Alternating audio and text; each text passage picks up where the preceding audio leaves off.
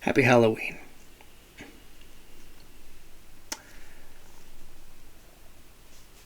Once again, I'm back with my tradition of reading a horror story for Halloween, for spooky season. My first year, being of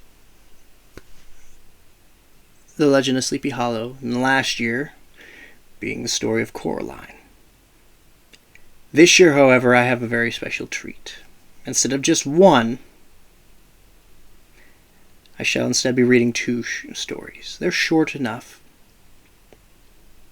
And one of these I've been looking forward to for a little bit.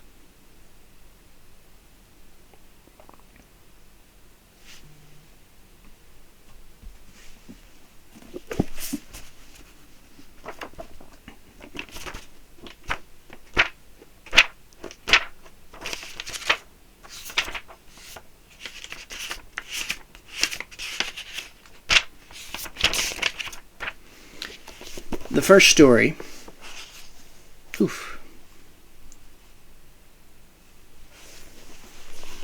titled The Diary of a Madman, from Guy de Maupassant.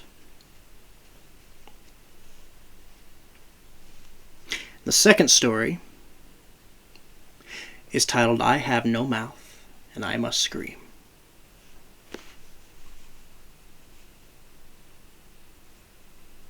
From Harlan Ellison.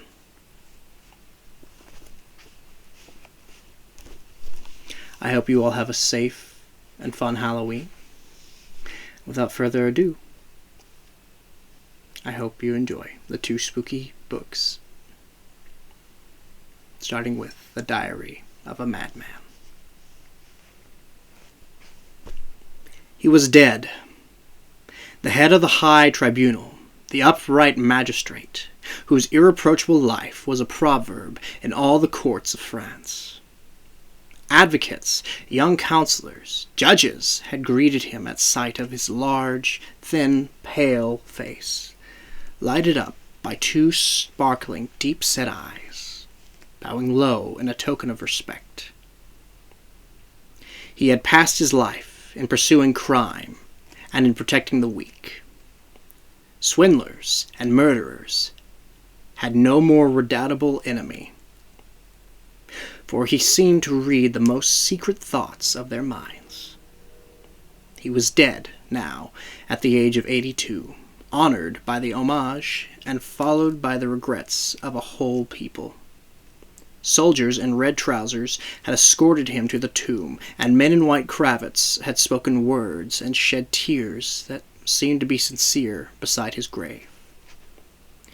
But here's the strange paper found by the dismayed notary in the desk where he had kept the records of great criminals. It was entitled, Why?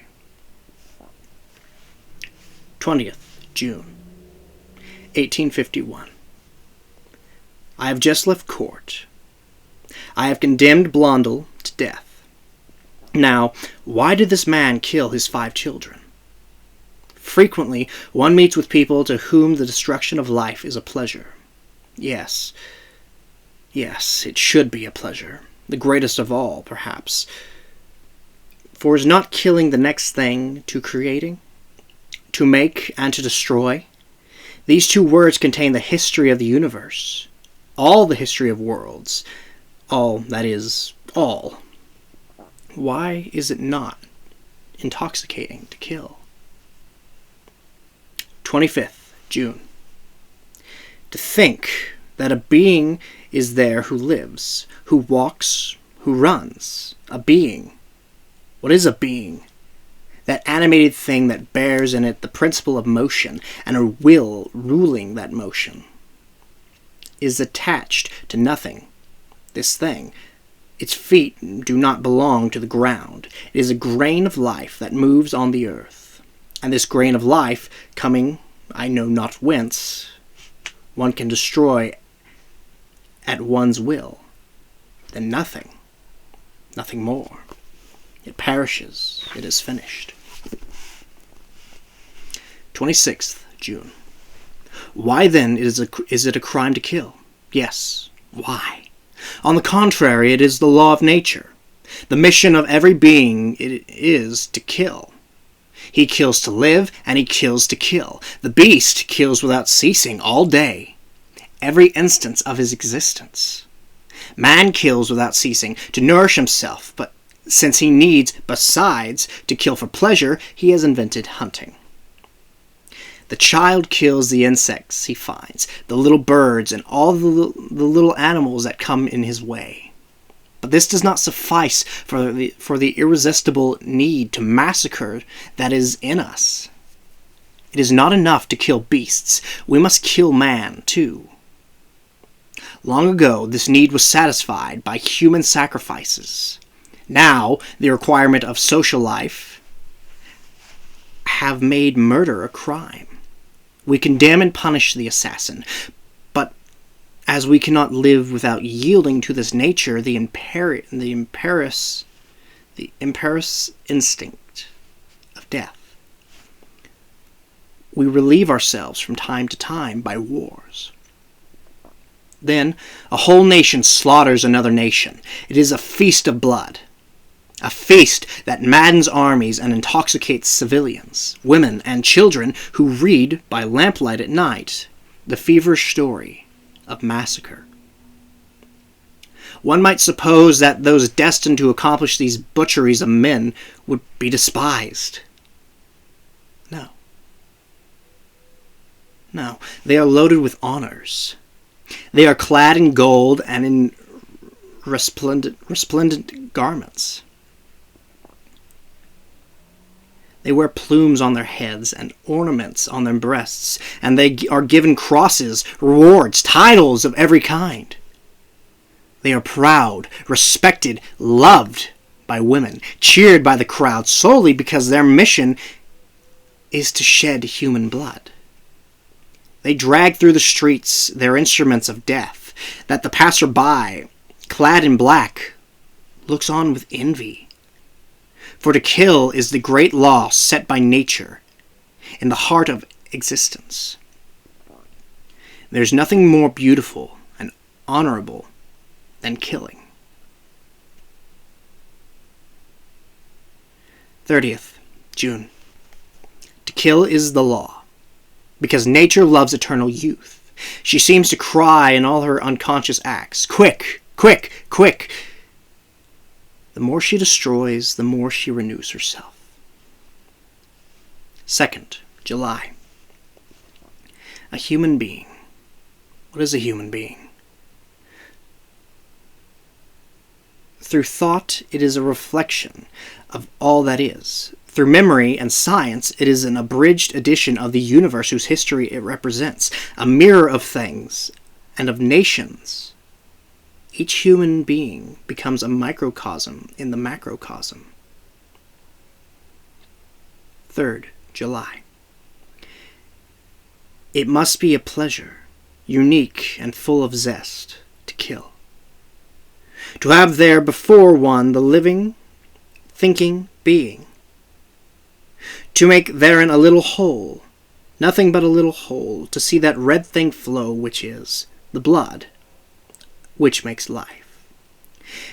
And to have before one only a heap of limp flesh, cold, inert, void of thought. 5th August. I, who have passed my life in judging, condemning, killing by the spoken word, killing by the guillotine, those who had killed by the knife, if I should do as all the assassins have done, whom I have smitten, who would know it? 10th August. Who would ever know? Who would ever suspect me? Me, especially if I should choose a being I had no interest in doing away with. 15th August. The temptation has come to me. It pervades my whole being. My hands tremble with the desire to kill. 22nd August. I could resist no longer. I killed a little creature as an experiment, for a beginning. Jean, my servant, had a goldfinch in a cage hung in the office window. I sent him on an errand, and I took the little bird in my hand, where I felt its heart beat. It was warm. I went up to my room. From time to time I squeezed it tighter. Its heart beat faster. This was atrocious and delicious. I was near choking it, but I could not see the blood. Then I took scissors, short nail scissors, and I cut its throat with 3 slits, quite gently. It opened its bill. It struggled to escape me, but I held it. Oh, I held it. I could have held a mad dog. And I saw the blood trickle. And then I did as assassins do, real ones. I washed the scissors. I washed my hands. I sprinkled water and took the body, the corpse, to the garden to hide it. I buried it under a strawberry plant. It will never be found. Every day I shall eat a strawberry from that plant. How one can enjoy life when one knows how. My servant cried. He thought his bird flown. How could he suspect me? 25th August. I must kill a man. I must. 30th August. It is done. But what a little thing. I had gone for a walk in the forest of Verns. I was thinking of nothing, literally nothing. A child was in the road, a little child eating a slice of bread and butter. He stops to see me pass and says, "Good day, Mr. President." And the thought enters my head. Shall I kill him? I answer, "Are you alone, my boy?" "Yes, sir." "All alone in the wood?" "Yes, sir." The wish to kill him intoxicated me like wine. I approached him quite softly, persuaded that he was going to run away, and suddenly I seized him by the throat. He looked at me with terror in his eyes. Such eyes! He held my wrists with his little hands, and his body writhed like a feather over the fire. Then he moved no more. I threw that body in the ditch, and some weeds on top of it. I returned home and dined well. What a little thing it was! In the evening I was very gay, light, rejuvenated. I passed the evening at the prefect's. They found me witty. But I have not seen blood. I am tranquil. 31st August. The body has been discovered. They are hunting for the assassin. 1st September. 2 tramps have been arrested. Proofs are lacking. 2nd September. The parents have been to see me. They wept.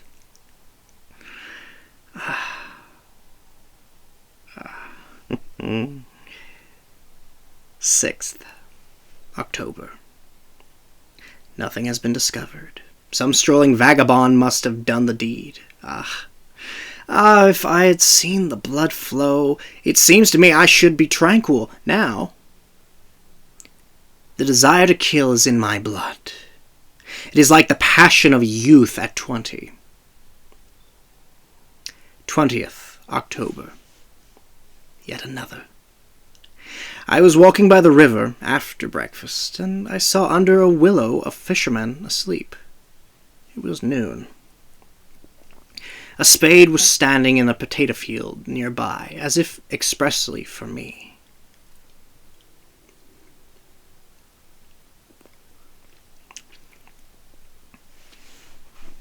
I took it. I returned. I raised it like a club, and with one blow of the edge I cleft the fisherman's head. Oh, how he bled! This one, rose-colored blood. It flowed into the water quite gently, and I went away with a grave step. If I had been seen, I should have made an excellent assassin. 25th October. The affair of the fisherman makes a great stir. His nephew, who had fished with him, is charged with the murder. 26th October. The examining magistrate affirms that the nephew is guilty. Everybody in town believes it. 27th October. The nephew makes a very poor witness. He had gone to the village to buy bread and cheese, he declared. He swore that his uncle had been killed in his absence. Who would believe him?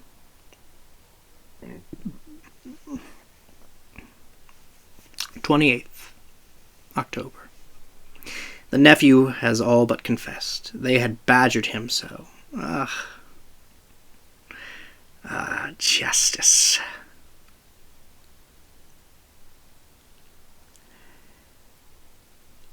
15th November. There are overwhelming proofs against the nephew, who was his uncle's heir.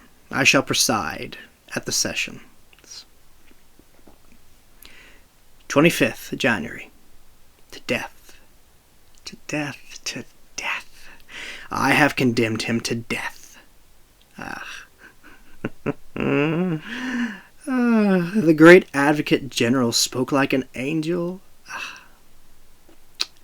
Yet another. I shall go to see him executed.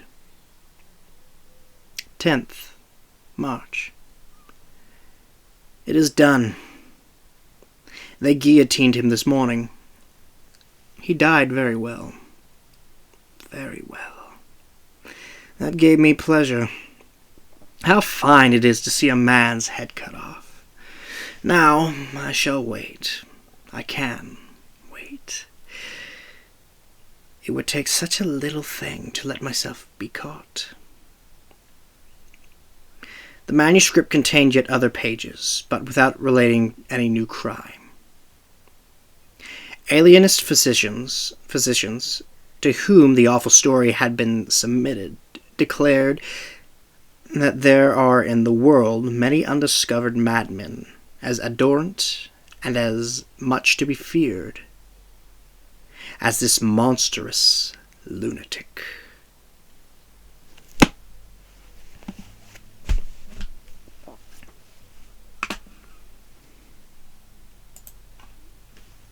And now,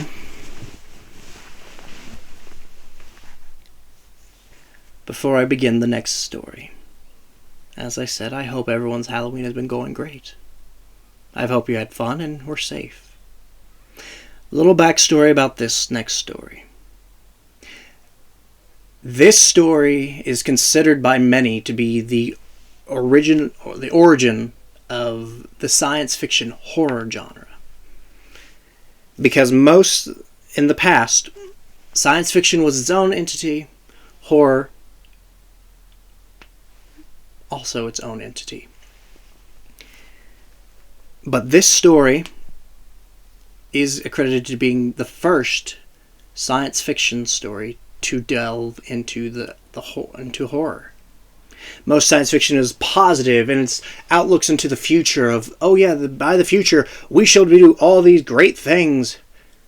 This story takes things from the future and twists it on itself, making it the horror of the future.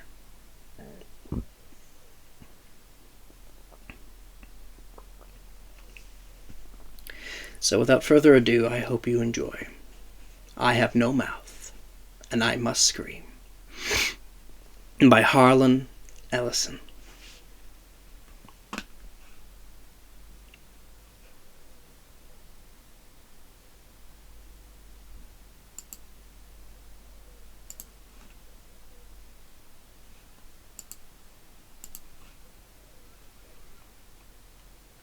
Limp, the body of Gorster hung from the pink pallet, unsupported, hanging high above us in the computer chamber. And it did not shiver in the chill, oily breeze that blew eternally through the main cavern. The body hung head down, attached to the underside of the pallet by the sole of its right foot. It had been drained of blood through a precise incision made from ear to ear under the lantern jaw. There was no blood on the reflective surface of the metal floor. When Gorster joined our group and looked up at himself, it was already too late for us to realize that, once again, Am had duped us, had had its fun. It had been a diversion on the part of the machine. 3 of us had vomited, turning away from one another in a reflex as ancient as the nausea that it had produced it. Gorster went white. It was almost as though he had seen a voodoo icon and was afraid of the future. "Oh God," he mumbled, and walked away.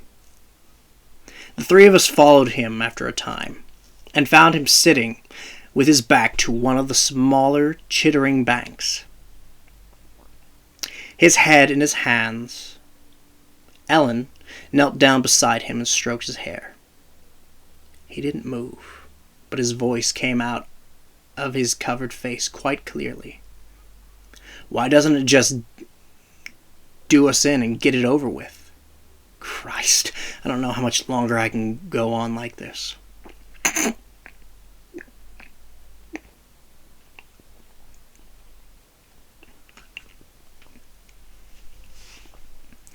It was our 109th year in the computer.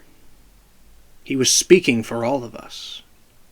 Nimdok, which was the name the machine had forced him to use, because Am amused itself with strange sounds, was hallucinating that there were canned goods in the ice caverns. Gorster and I were very dubious. "It's another shuck," I told them, "like the goddamn frozen elephant Am sold us. Benny almost went out of his mind over that one. We'll hike all that way and it'll be putrefied or some damn thing." I say forget it. Stay here. It'll have to come up with something pretty soon, or we'll die. Benny shrugged. 3 days it had been since we'd last eaten. Worms. Thick. Ropey.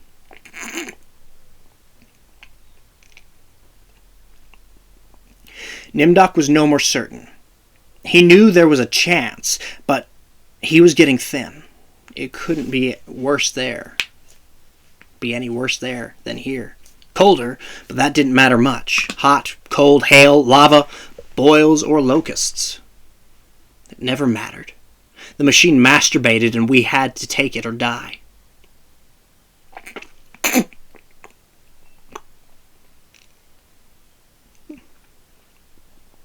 Ellen decided us. "I've got to have something, Ted. Maybe there'll be some Bartley pears or peaches. Please, Ted, let's try it." I gave in easily. What the hell? Mattered not at all. Ellen was grateful, though. She took me twice out of turn. Even that had ceased to matter. And she never came, so why bother? But the machine giggled every time we did it. Loud. Up there. Back there. All around us. He snickered. It snickered. Most of the time I thought of Am as it, without a soul, but the rest of the time I thought of it as him, in the masculine, the paternal, the patriarchal. For he is a jealous people. Him. It. God as Daddy the deranged. We left on a Thursday. The machine always kept us up to date on the date. The passage of time was important, not to us, sure as hell, but to him. It. Am. Thursday. Thanks.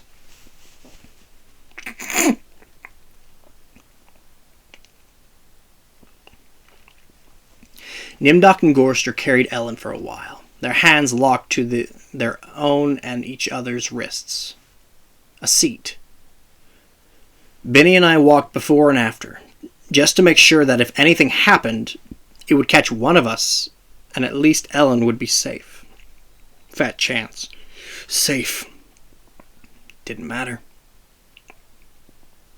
It was only 100 miles or so to the ice caverns, and the second day, when we were lying out under the blistering sun thing he had materialized, he sent down some manna. It tasted like boiled boar urine. We ate it.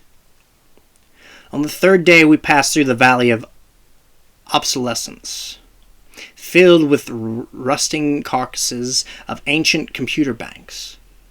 Am had been as ruthless with its own life as with ours.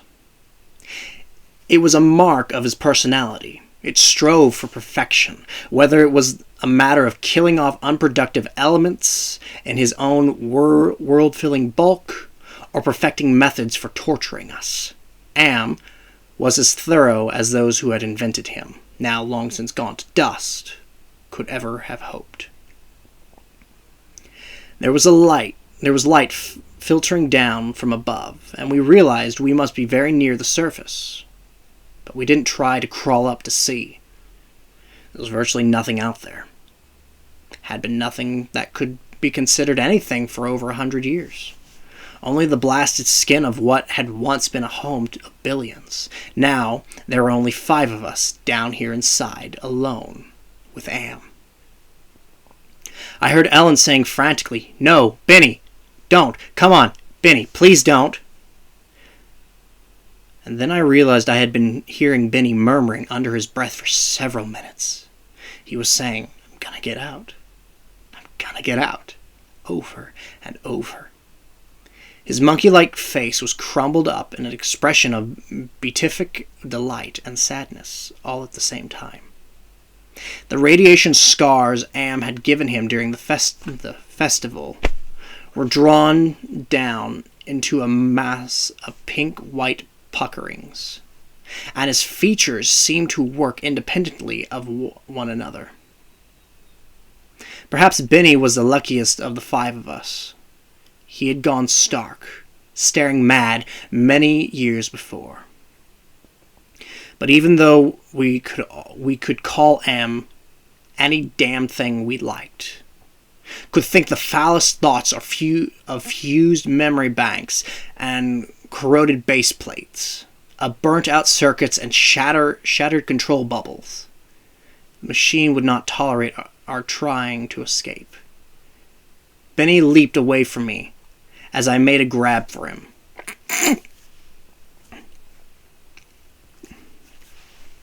He scrambled up the face of a smaller memory cube, tilted on its side and filled with rotted components. He sat there for a moment, looking like the chimpanzee Am had intended him to resemble.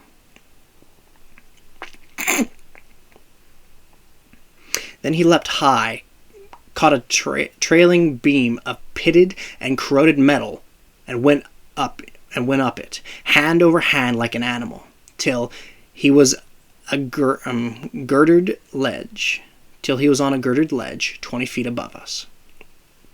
"Oh, Ted, Nimdok, please, help him. Get him down before..." She cuts off. Tears began to stand in her eyes. She moved her hands aimlessly. It was too late. None of us wanted to be near him when whatever was going to happen happened. And besides, we all saw through her concern. When Am had altered Benny, during the machine's utterly irrational, hysterical phase, it was not merely Benny's face the computer had made like a giant ape's. It was big in the privates. She loved that. She serviced us as a matter of course. But she loved it from him. Oh, Ellen. Pedestal Ellen. Pristine, pure Ellen. Oh, Ellen the clean. Scum filth. Gorrister slapped her. She slumped down, staring up at poor loony Benny, and she cried. It was her big defense, crying. We had gotten used to it 75 years earlier. Gorster kicked her in the side. Then the sound began.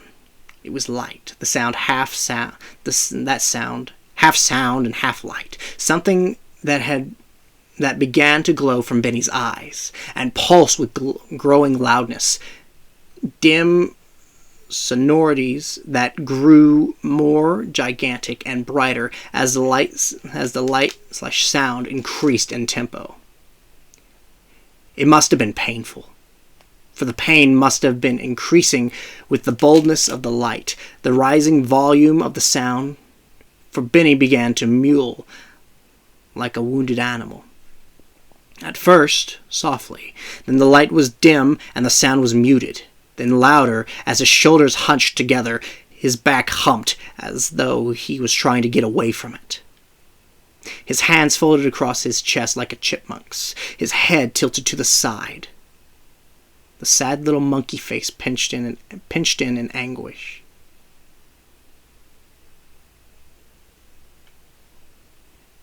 Then he began to howl, as the sound coming from his eyes grew louder, louder, and louder. I slapped the sides of my head with my hands, but I couldn't shut it out. It cut through easily. The pain shivered through my flesh like tinfoil on a tooth.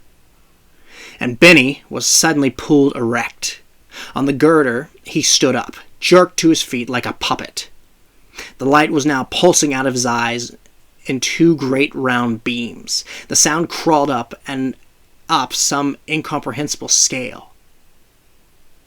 And then he fell forward, straight down, and hit the plate steel floor with a crash.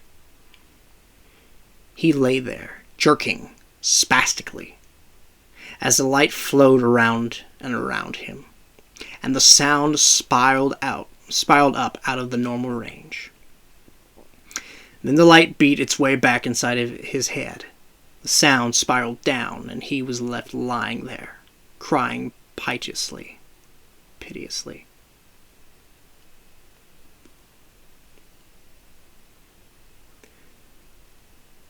His eyes were two soft, moist pools of pus-like jelly. Am had blinded him. Gorster and Nimdok and myself, we turned away, but not before we caught the look of relief on Ellen's warm, concerned face. Sea-green light suffused the cavern when we made camp. Am provided punk, and we burned it, sitting huddled around the wan and pathetic fire, telling stories to keep Benny from crying in his permanent night. What does Am mean? Gorster answered him. We had done this sequence 1,000 times before, but it was Benny's favorite story. At first it meant Allied Master Computer, and then it meant Adaptive Manipulator, and later on it developed sentience and linked itself up, and they called it an aggressive menace. But by then it was too late, and finally it called itself AM, Emerging Intelligence, and what it meant was I am, cogito ergo sum, I think, therefore I am. Benny drooled a little and snickered. There was the Chinese Am, and the Russian Am, and the Yankee Am, and... He stopped. Benny was beating on the floor plates with a large, hard fist. He was not happy. Gorster had not started at the beginning. Gorster began again. The Cold War started and became World War III, and just kept going. It became a big war, a very complex war, so they needed the computers to handle it. They sank the first shafts and began building AM. There was the Chinese Am, and the Russian Am, and the Yankee Am. And everything was fine until they honeycombed the entire planet, adding on this element and that element. But one day Am woke up and knew who he was, and linked himself. And he began feeding all the killing data. until everyone was dead except for the 5 of us, and Am brought us down here. Benny was smiling sadly. He was also drooling again. Ellen wiped the spittle from the corner of his mouth, and with the hem of her skirt. Gorster always tried to tell it a little more succinctly each time. But beyond the bare facts, there was nothing to say. None of us knew why Am had saved 5 people, or why our specific 5, or why he spent all his time tormenting us, or why he even had made us virtually immortal. In the darkness, one of the computer banks began humming. The tone was picked up half a mile away down the cavern by another bank, then another one. Then one by one, each of the elements began to tune itself, and there was a faint chittering as thought raced through the machine. The sound grew, and the lights ran across the faces of the consoles like heat lightning.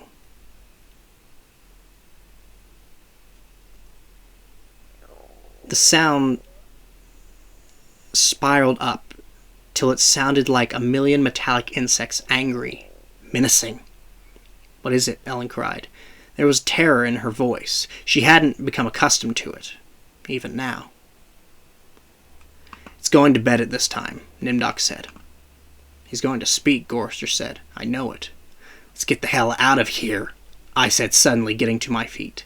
"No, Ted, sit down. What if he's got pits out there, or something else we can't see? It's too dark." Gorster said it with resignation. Then we heard, I don't know, something moving toward us in the darkness. Huge, shambling, hairy, moist. It came toward us. We couldn't even see it. But there were ponderous impressions of bulk, heaving itself toward us. Great weight was coming at us, out of the darkness. And it was more a sense of pressure, of air forcing itself into a limited space, expanding the invisible walls of a sphere. Benny began to whimper. Nimdok's lower lip trembled, and he bit it hard, trying to stop it. Ellen slid across the metal floor to Gorster and huddled into him. There was the smell of matted, wet fur in the cavern. There was the smell of charred wood. There was the smell of dusty velvet. There was the smell of rotting orchards. There was the smell of soured milk. There was the smell of sulfur, of rancid butter, of oil slick, of grease, of chalk dust, of human scalps. Am was keying us. He was tickling us. There was the smell of... I heard myself shriek, and the hinges of my jaw ached. I scuttled across the floor, across the cold metal, with its endless lines of rivets on my hands and knees, the smell gagging me, filling my head with a thunderous pain that sent me away in horror. I fled like a cockroach across the floor and out into the darkness. That something moving inexorably after me. The others were still back there, gathered around the firelight, laughing, their hysterical choir of insane giggles, rising up into the darkness like thick, many-colored wood smoke. I went away quickly and hid. How many hours it may have been, how many days or even years, they never told me. Ellen chided me for sulking. And Nimdok tried to persuade me it had only been a nervous reflex on their part. The laughing.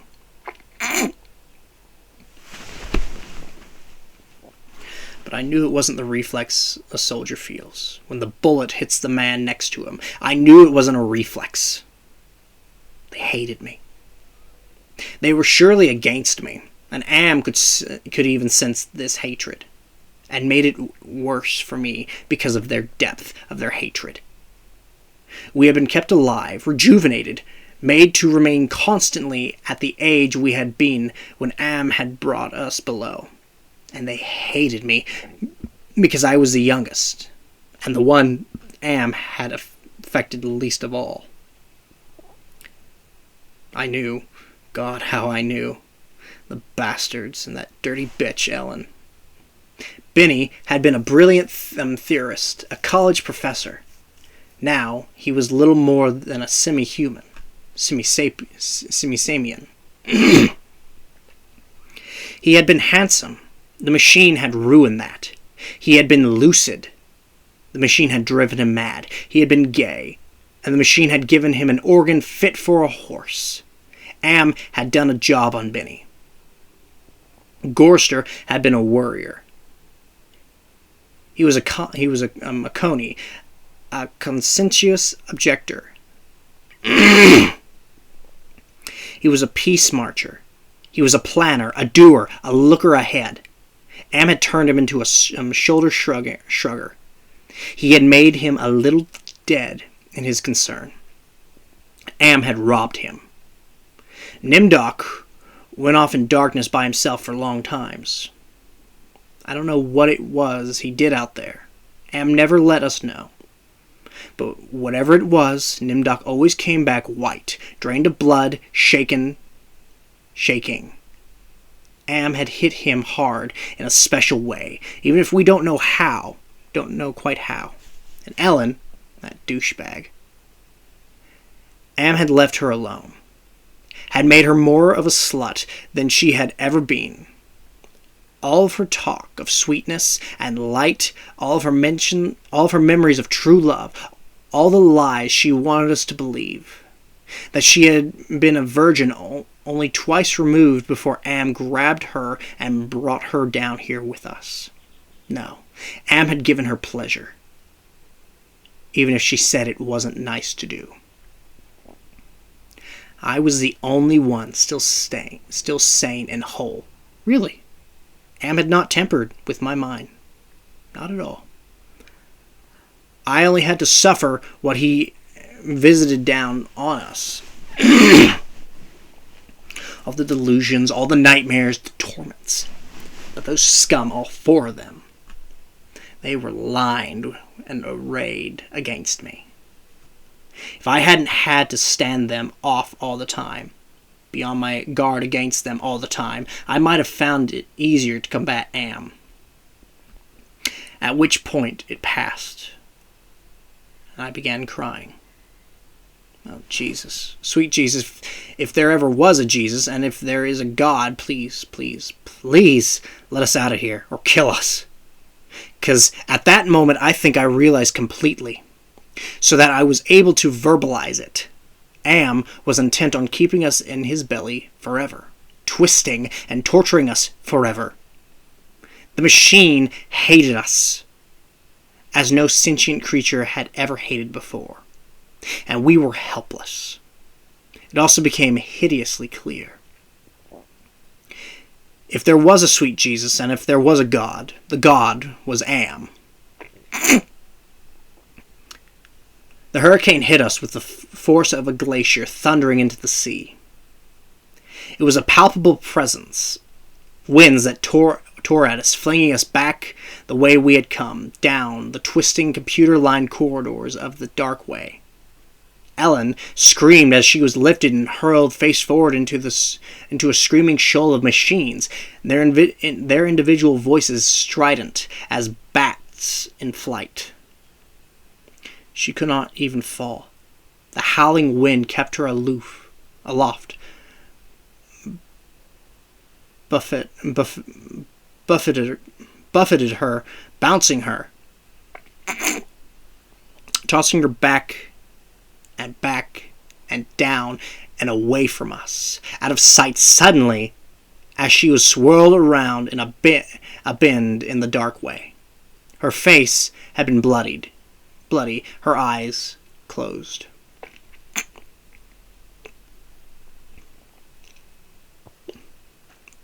None of us could get to her. We clung tenaciously to whatever outcropping we had reached. Benny wedged in between two great crackle-finished cabinets. Nimdok, with fingers claw-formed over a railing, circling a catwalk 40 feet above us. Gorster, plastered upside down against a wall niche formed by two great machines, with glass-faced dials that swung back and forth between red and yellow lines whose meanings we could not even fathom. Sliding across the deck plates, the tips of my fingers had been ripped away. I was trembling, shuddering, rocking as the wind beat at me, whipped at me, screamed down out of nowhere at me, and pulled me free from one sliver thin opening in the plates to the next. My mind was a roiling, tinkling, chittering softness of brain parts that expanded and contracted in quivering frenzy. The wind was the scream of a great mad bird as it flapped its immense wings. And then we were all lifted and hurled away from there, down back the way we had come, around a bend, into a dark way we had never explored, over terrain that was ruined and filled with broken glass and rotting cables and rusted metal, and far away, farther than any of us had ever been. Trailing along miles behind Ellen, I could see her every now and then, crashing into metal walls and surging on, with all of us screaming in the freezing, thunderous hurricane wind that would never end, and then suddenly it stopped and we fell. We had been in flight for an endless time. I thought it might have been weeks. We fell and hit. And I went through gray and black. I went through red and gray and black and heard myself moaning. Not dead. Am went into my mind. He walked smoothly here and there, and looked with interest at all the pockmarks he had created in 109 years. He looked at the cross-rooted and reconnected synapses, and all the tissue damage his gift of immortality had included. He smiled softly at the pit that dropped into the center of my brain, and the faint moth-soft murmurings of the things far down there that gibbered without meaning, without pause. Am said very politely, in a pillar of stainless steel bearing bright neon lettering.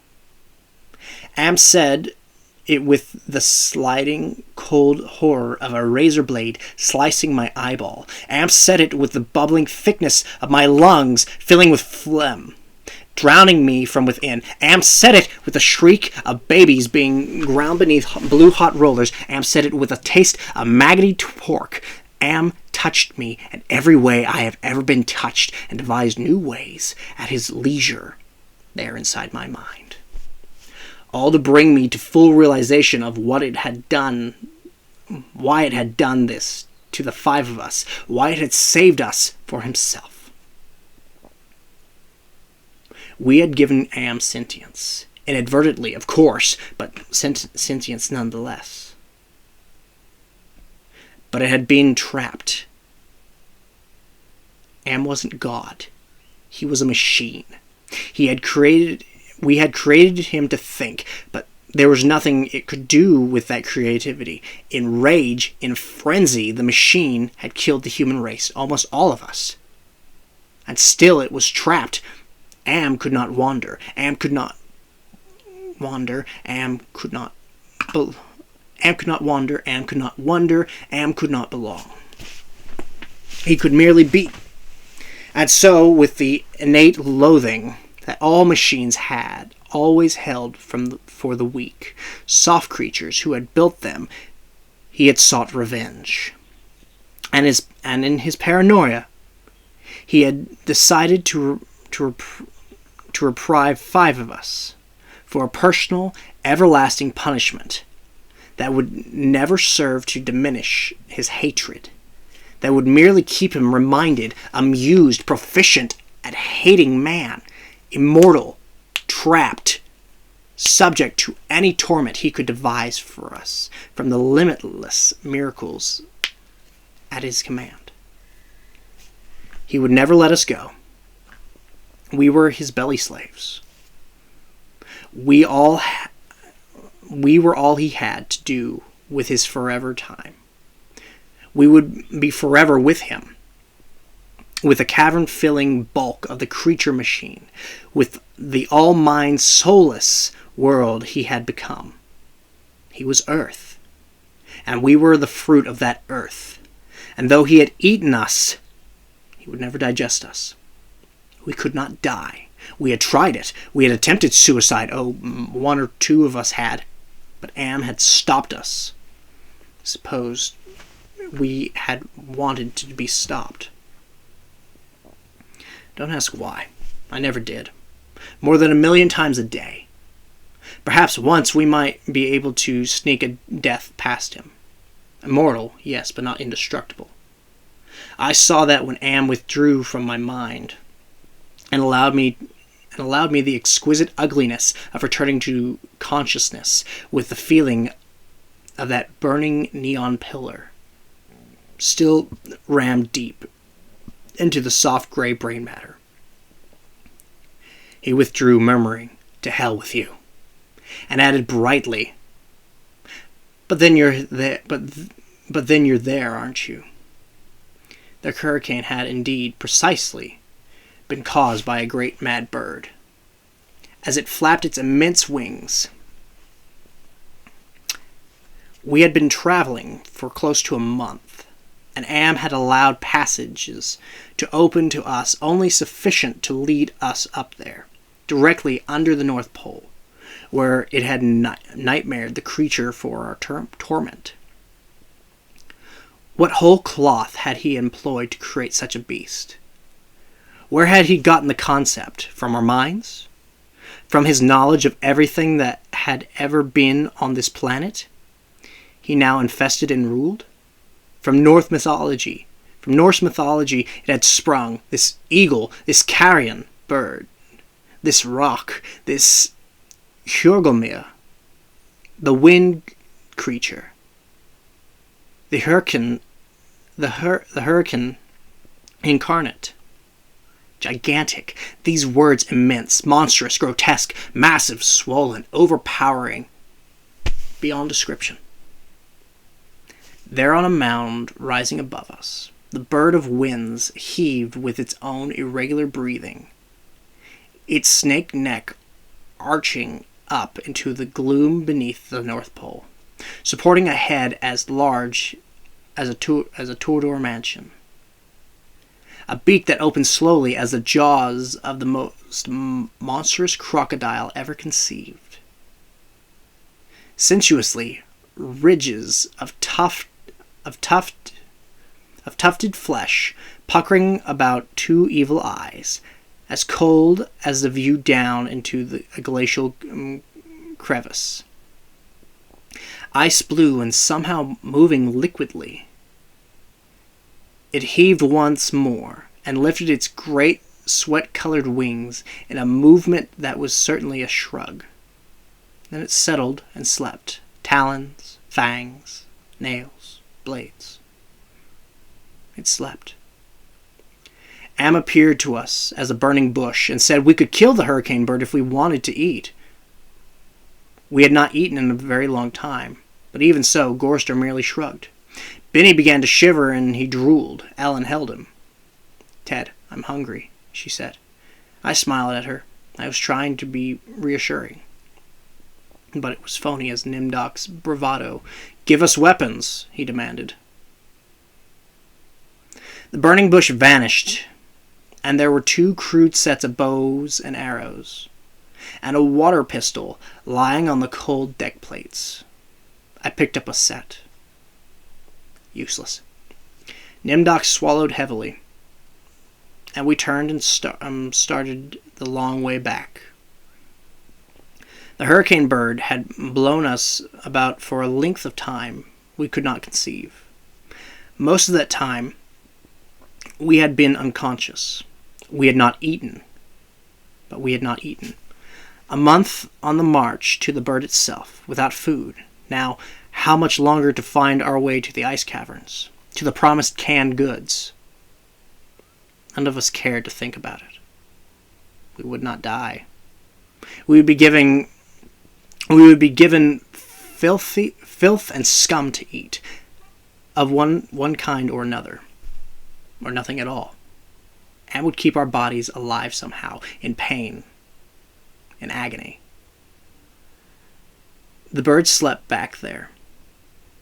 For how long it didn't matter. When Am was tired of its being there, it would vanish. But all that meat, all that tender meat.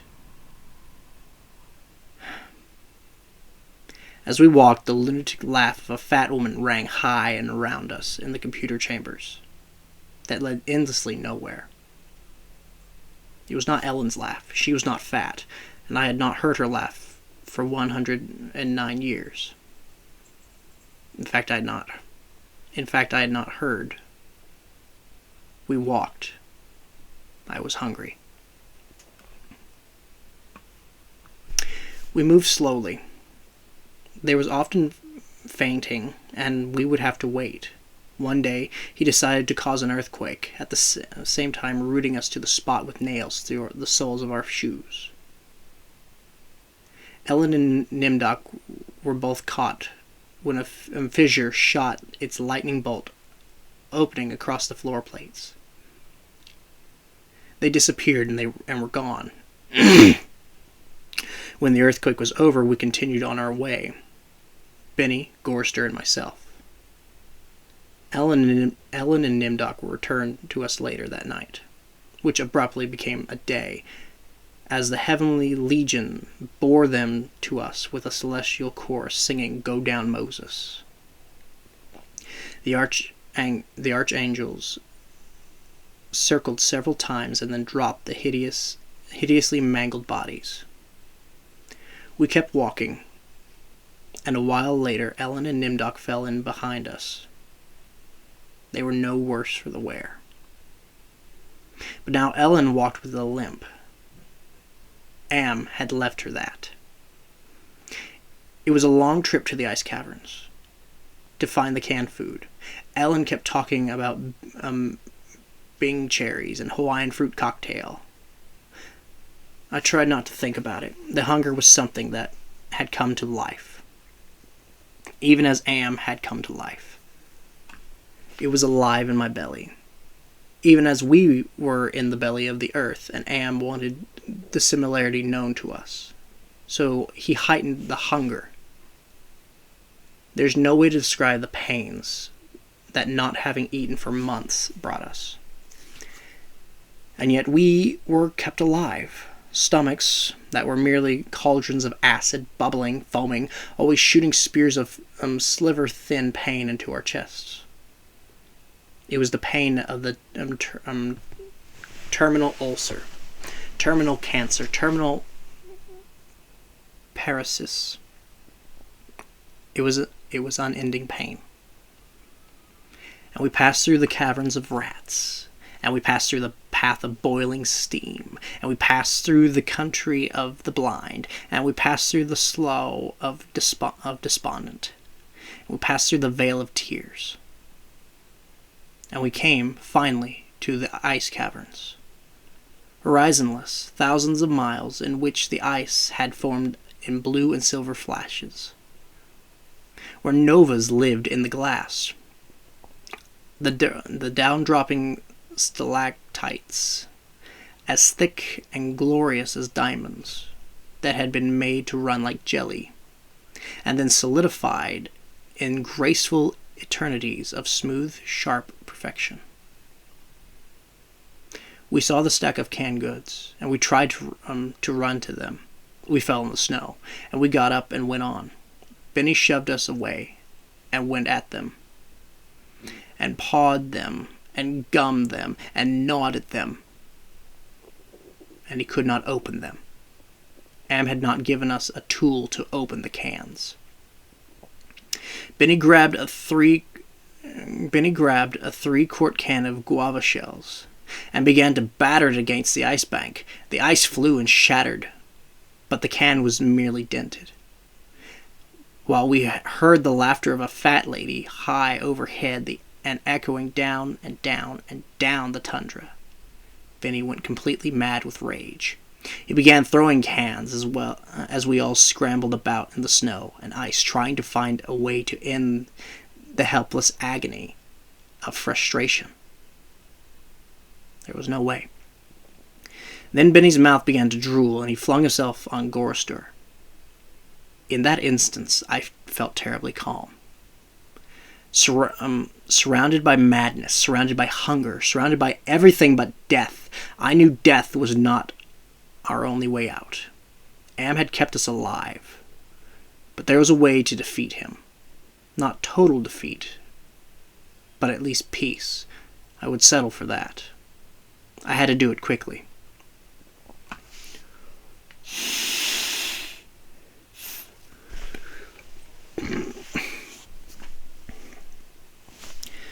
Benny was eating Gorster's face, Gorster, on his side, thrashing snow. Benny wrapped around him with powerful monkey legs, crushing Gorster's waist. His hands locked around Gorster's head like a nutcracker, and his mouth ripping at the tender skin of Gorster's cheek. Gorster screamed with such jagged-edged violence that stalactites fell. They plunged down softly, erect in the receiving snowdrifts. Spears, hundreds of them, everywhere, protruding from the snow. Benny's head pulled back sharply as something gave all at once, and a bleeding, raw white dripping of flesh hung from his teeth. Ellen's face, black against the white snow, dominoes in chalk dust. Nimdok with no expression but eyes, all eyes. Gorster, half conscious, Benny now an animal. I knew Am wouldn't let him play. Gorster would not die, but Benny would fill his stomach. I turned half to my right and drew a huge ice spear from the snow. All in an instant. I drove the great ice point ahead of me like a battering ram, braced against my right thigh. It struck Benny on the right side, just under the rib cage, and drove upward through his stomach and broke inside him. He pitched forward and lay there, Gorster still on his back. I pulled another spear free and straddled him, still moving, driving the spear straight down through his throat. His eyes closed as the cold penetrated. Ellen must have realized what I had decided. Even as fear gripped her, she ran at Nimdok with a short icicle. As he screamed, and into his mouth, and the force of her rush did the job. His head jerked sharply, as if it had been nailed to the snow crust behind him. All in an instant. There was an eternity beat of soundless anticipation. I could hear Am draw in his breath. His toys had been taken from him. 3 of them were dead, could not be revived. He could keep us alive by his strength and talent, but he was not God. He could not bring them back. Ellen looked at me, her ebony features stark against the snow that surrounded us.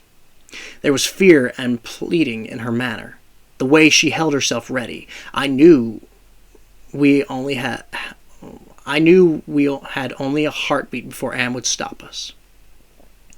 It struck her, and she folded toward me, bleeding from the mouth. I could not read meaning into her expression. The pain had been too great,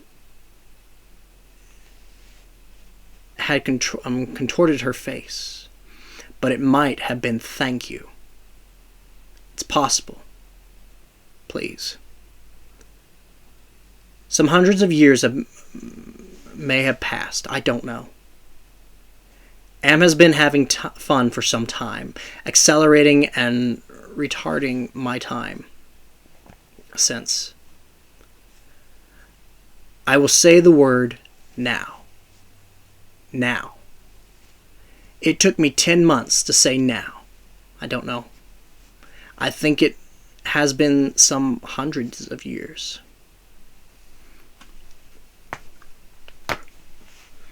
He was furious. He wouldn't let me bury them. It didn't matter. There was no way to dig up the deck plates. He dried up the snow. He brought the night. He roared and sent locusts. It didn't do a thing. They stayed dead. It had him. I'd had him. He was furious. I had thought Am hated me before. I was wrong. It was not even a shadow of the hate he now slavered from every printed circuit. He made certain I would suffer eternally, and could not do myself in. He left my mind intact. I dream. I can dream. I can I can wonder. I can lament. I remember all four of them. I wish. Well, it doesn't make any sense. I know I saved them. I know I saved them from what has happened to me, but still, I cannot forget killing them. Ellen's face. It isn't easy. Sometimes I want to. It doesn't matter. Am has altered me for his own peace of mind, I suppose. He doesn't want me to run at full speed into a computer bank and smash my skull, or hold my breath till I faint, or cut my throat on a rusted sheet of metal. There are reflective surfaces down here. I will describe myself as I see myself. I am a great soft jelly thing, smoothly rounded, with no mouth, with pulsing white holes filled by fog where my eyes used to be.